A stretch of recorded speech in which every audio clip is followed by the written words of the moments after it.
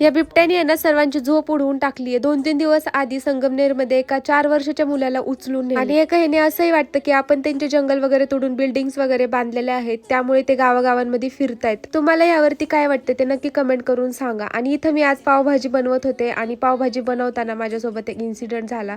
मिक्सरच्या भांड्यामधून कांदा आणि टोमॅटो मी काढत होते, त्याचं काढलेलं वाटण सगळं काही माझ्या अंगावरती पण उडालं आणि खाली फरशीवर फ्रीजवर सगळं काही घाण झालं आणि माझं कामात काम सर्व काम वाढवत गेलं। आणि जेव्हा पण मी काय चांगली गोष्ट बनवायला घेते ना आणि त्यात असा काही गोंधळ झाला नाही असं कधीच होत नाही। नंतर मस्तपैकी अशी पावभाजी बनवून घेतली आणि मागच्या व्हिडिओमध्ये खूप साऱ्या कमेंट आल्या होत्या मला बिबट्याच्या बाबतीत की कुठं आलंय, कोणतं तळेगाव आहे, तुम्ही कुठं राहतात। तर मी तळेगाव दाभाडेमध्ये राहते आणि तिथेच हा बिबट्या भेटला होता। आणि जे कोणी तळेगाव दाभाडेमधली मंडळी व्हिडिओ बघत असेल तर त्यांना माहितच असेल की बिबट्या कुठं आला होता।